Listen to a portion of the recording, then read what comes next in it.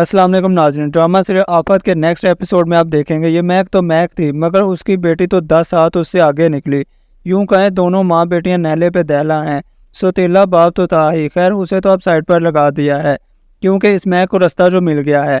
अब ये वरीशा अपनी दादी के सामने नाटक करती है कि उसकी कोई अहमियत नहीं और उसे बदगुमान भी कर लिया वाज और उसकी वालदा को लेकर कि उनके दिल में मेरे लिए नफरत है।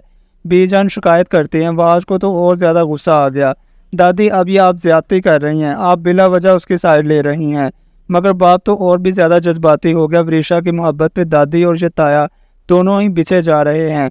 इस वरीशा के इस घर पर उतना ही हक है जितना वहाज और शिफा का। और यूँ शिफा की आज की सारी शॉपिंग उस वरीशा को दे दी गई। वरीशा खुश होती है, अपनी माँ को सारे हालात बताती है कि आज तो मैं बहुत ही ज़्यादा खुश हूँ। आज बीजान ने सबके सामने बड़ी मामा की बहुत ज़्यादा बेइज्जती की, मुझे तो बड़ी खुशी हुई है। यूँ माँ मशवरा देती है कि ये तुम्हारे काम का कुछ भी नहीं है, तुम सब कुछ वापस लौटा दो शिफा को। वरीशा को तो माँ की ये चाल समझ में नहीं आती, तो माँ ने समझा दिया इस तरह से तुम दोनों के दिलों में घर कर लोगी। उधर महमूद अलग से परेशान है कि शिफा व आज की डेट फिक्स हो रही है, 2 हफ्ते बाद शादी हो जाएगी, तो हम क्या करेंगे। असल में तो उसे टेंशन अपनी पड़ गई है कि कहीं ये दोनों माँ बेटी सब कुछ हड़प ना कर ले और मुझे मक्खी की तरह निकाल कर बाहर ना फेंक दे। तो मैक ने बता दिया इस घर का हर फैसला तो मेरी मर्जी से होगा।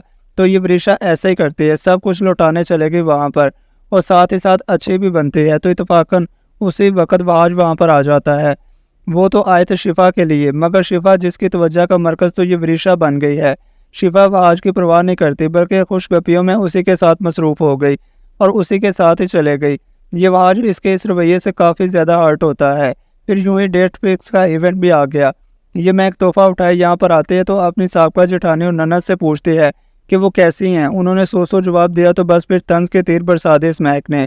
इस घर का इकलौता वारस तुम्हारी बेटी की झोली में आ रहा है और तुम कहती हो बस ठीक हूँ। तोहफे की बात भी छेड़ देती हैं कि ये कड़वाहट ज़ाहिर ना हो, तो वो इस पर भी तंज के तीर बरसाती हैं। इसलिए तो तोहफा लेकर आई हूँ ताकि मेरी कड़वाहट छुपी रहे, और इतराते हुए वहाँ से चलती बनती हैं। अब ये महक सब कुछ जानबूझकर उनके साथ ऐसा कर रही है, अपना मकरूफ रेब चेहरा उन्हें ही दिखा रही हैं ताकि जिसको बुरा बनाना हो उसको मैं असल चेहरा दिखाऊं और वो गुस्सा करेंगे, उनके अंदर और लावा उबलेगा और यही सब कुछ तो बेजान नोटिस करेंगी और मेरे और वरीशा के लिए ही अच्छा होगा। फिर यूं ही कुछ वक्त बैठने के बाद रही सही कसर तो ये वरीशा और उसकी माँ पूरी करती हैं। इस इवेंट पर जहाँ सभी लोग जमा थे, वाज ने बड़ी मोहब्बत के साथ गिफ्ट दिया था, यहाँ पर पड़ा था। तो ये वरीशा आकर उसे पढ़ती है सबके सामने और ऊंची आवाज़ से। ये सुनकर तो वाज को गुस्सा आ जाता है। उसी वक्त सबके सामने उठा और उससे खींच लेता है वो तोहफा। तो ये वरीशा ऐन वक्त पर और दिमाग चलाती है अपना, जल्दी से उस सोफे को हाथ मारकर गिरा देती है वाज के हाथ से ताकि और ज़्यादा ड्रामा क्रिएट हो। अब देखते देखते पेचीदगियाँ बढ़ती चले जाएंगी।